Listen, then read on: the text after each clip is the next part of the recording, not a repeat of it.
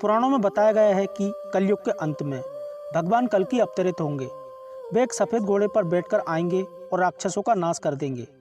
पुराणों में कल्कि अवतार के कलयुग के अंतिम चरण में आने की भविष्यवाणी की गई है। अभी कलयुग का प्रथम चरण ही चल रहा है, लेकिन अभी से ही कल्कि अवतार के नाम पर पूजा पाठ और कर्मकांड शुरू हो चुके हैं।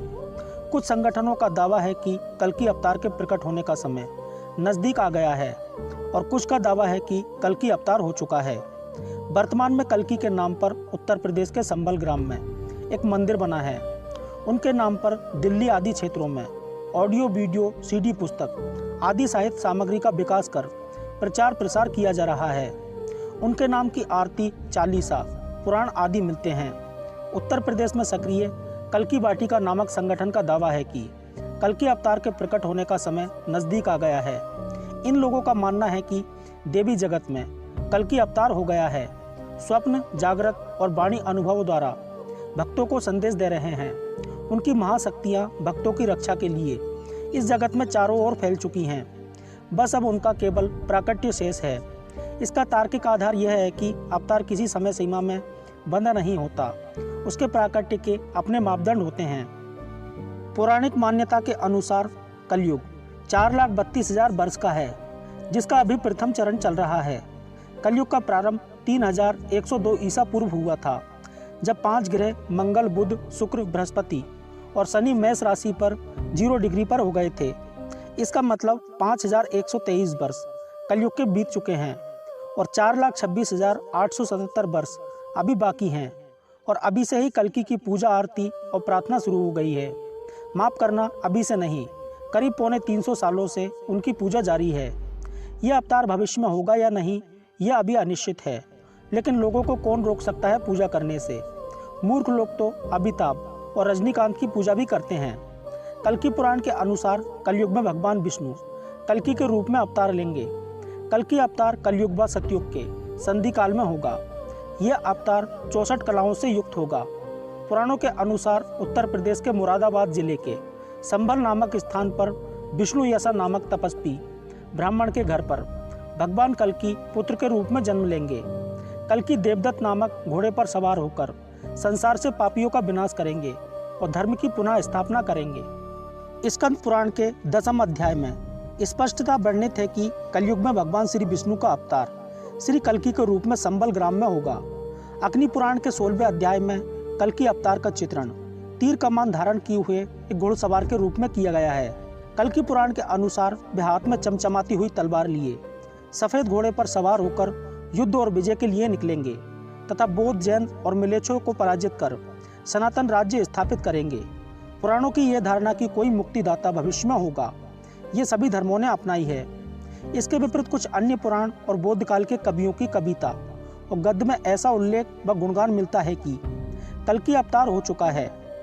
वायु पुराण अध्याय 98 के अनुसार कल्कि अवतार कलयुग के चरमोत्कर्ष पर जन्म ले चुका है। इसमें विष्णु की प्रशंसा करते हुए दत्तात्रेय, व्यास कल्कि विष्णु के अवतार कहे गए हैं, किंतु बुद्ध का उल्लेख नहीं हुआ है।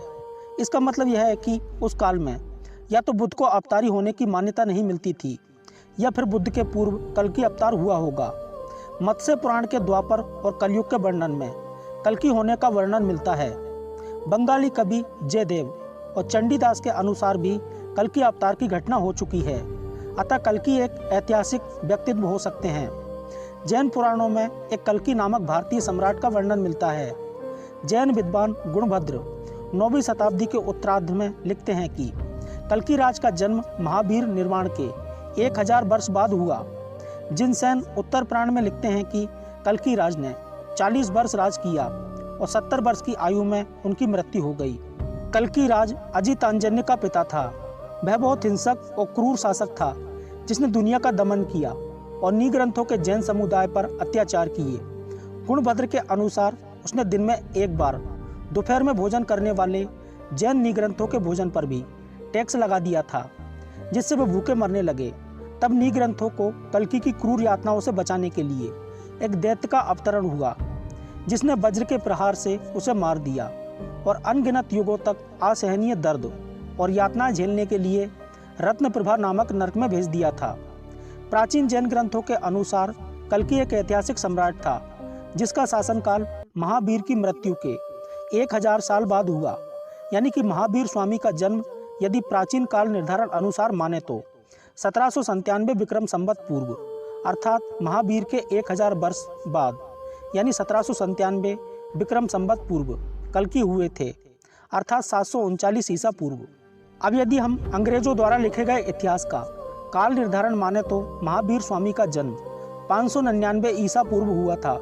इसका मतलब महावीर के 1000 वर्ष बाद कल्कि हुए थे। यानी कि तब भारत में गुप्त वंश का काल था। मौर्य और गुप्त काल को भारत का स्वर्ण काल माना जाता है। गुप्त काल के बाद ही भारत में बौद्ध और जैन धर्म का पतन होना शुरू हो गया था। आधे भारत पर राज्य करने वाले बौद्ध और जैनों का शासन आखिर हर्षवर्धन के काल तक समाप्त होकर शून्य हो गया था।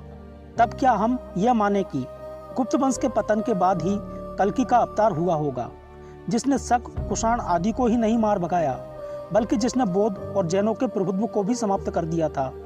यदि हम प्राचीन तारीख निर्धारण के अनुसार कल्कि का जन्म 739 ईसा पूर्व मानते हैं तो इसका मतलब है कि जैन तीर्थकर पार्श्वनाथ के बाद कल्कि का जन्म हुआ होगा। पार्श्वनाथ के काल में जैन धर्म अपने चरमोत्कर्ष पर था और निश्चित ही तब हिंदुओं के लिए जैन धर्म एक खतरा जान पड़ा होगा।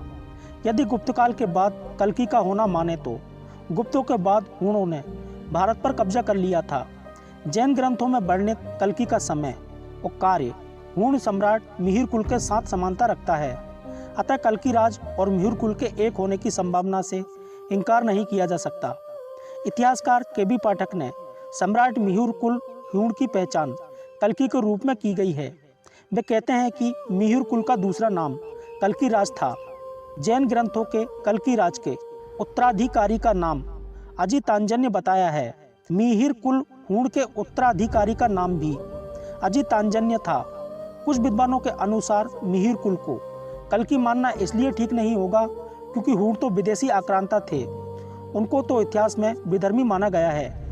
विधर्मी का अर्थ होता है ऐसे व्यक्ति जिसने या जिसके पूर्वजों ने हिंदू धर्म को त्याग कर दूसरों का धर्म अपना लिया हो। लेकिन ऐतिहासिक प्रमाणों के अनुसार हूण विदेशी नहीं थे, उन्हें प्राचीन काल में यक्ष कहा जाता था। अंततः ये कहना अभी सही नहीं होगा कि कल्कि अवतार हो चुका है या नहीं हुआ है। यह कहना भी उचित नहीं होगा कि होने वाले अवतार की अभी से पूजा की जाए और उनके मंदिर या व्यक्तित्व के आसपास धर्म का एक नया व्यापार या पाखंड खड़ा किया जाए, क्योंकि यह कहना भी सही नहीं है कि यह एक पाखंड है या नहीं। जो लोग वेद पढ़ते हैं और समझते हैं वे ही उचित समझते हैं।